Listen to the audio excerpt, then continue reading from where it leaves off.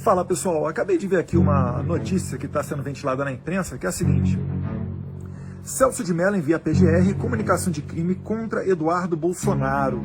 O ministro do STF, Celso de Mello, enviou à PGR comunicação de crime contra o deputado federal Eduardo Bolsonaro por possível incitação à subversão da ordem política ou social previsto na Lei de Segurança Nacional. Eu vou botar o vídeo para vocês verem aqui, para vocês terem noção e fazer vocês mesmos os seus julgamentos, para ver se eu adotei algum tom ameaçador ou conclusivo. E vocês vão ver que, antes de tudo, eu falo que aquilo é a minha opinião. Mas antes de ver o vídeo, vamos dar uma olhada aqui no que diz o artigo 53 da Constituição, que fala da imunidade parlamentar. Diz aqui o seguinte, artigo 53.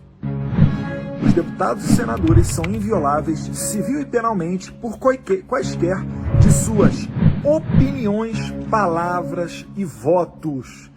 Isso é porque é instrumento do parlamentar o parlar, o falar, né?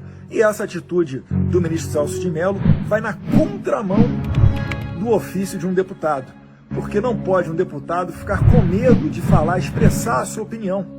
E isso daí é até ruim para o próprio eleitor, que acaba não conhecendo como é que aquele deputado pensa. Então, a cada 4 anos, ao contrário do ministro Celso de Mello, o eleitor vai ter a oportunidade de me tirar do jogo político. Mas vamos olhar o vídeo aí. E hoje esse inquérito está aqui, entrando na casa do Alan, mas eu não tenho nem dúvida que amanhã vai ser na minha casa. Eu não tenho nem dúvida que, se eles se sentirem confortáveis e nós tivermos uma posição colaborativa, né, Bia? Amanhã eles vão entrar na nossa casa, dando risada. Então, meus caros, essa postura, eu até entendo quem tem uma postura mais moderada, vamos dizer, para não tentar chegar a um momento de ruptura, a um momento de cisão ainda maior, um conflito ainda maior. Eu entendo essas pessoas que querem evitar esse momento de caos. Mas, falando bem abertamente, opinião do Eduardo Bolsonaro não é mais uma opinião de si, mas sim de quando isso vai ocorrer. E não se engane, né? As pessoas discutem isso. Essas reuniões aqui que o Alan está falando, entre altas autoridades, até a própria reunião de dentro de setores políticos, eu, Bia, etc., a gente discute esse tipo de coisa. Porque a gente estuda história, a gente sabe que a história ela apenas vai se repetindo, né? Não foi de uma hora para outra que chegou a ditadura na Venezuela, começou aos poucos, né? Desarma o cidadão, arma a milícia deles, dissolve a Suprema Corte, bota a Suprema Corte toda bolivariana, indicada pelo Hugo Chávez, e assim por diante. Então, a gente não pode permitir que isso aconteça, nós temos que pontuar, né, diagnosticar o problema, deixar a sociedade ciente do problema e depois a gente começar a tomar algumas atitudes, porque é inadmissível isso que o ministro Alexandre de Moraes e Celso de Mello estão fazendo com a democracia brasileira. E eu tenho certeza que nem dentro do próprio STF há consenso com relação a isso.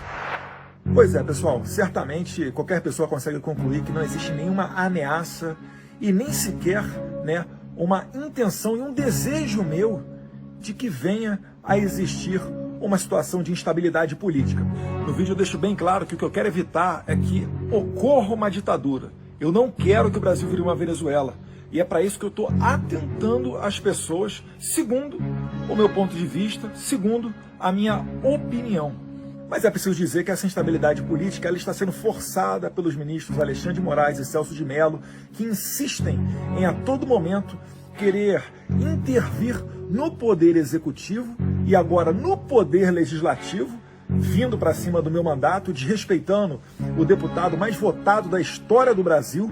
Então a gente não pode simplesmente negar e virar e não enxergar, ignorar esses fatos, né?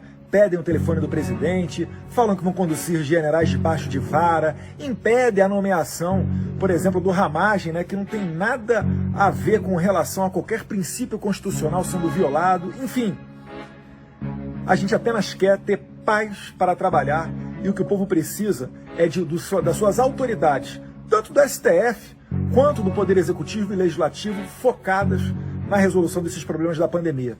A gente não pode dar margem para que, durante essa pandemia, venham a aplicar qualquer tipo de medida contra o presidente da República de maneira arbitrária ou contra qualquer parlamentar que seja. Beleza? Um abraço, fique com Deus.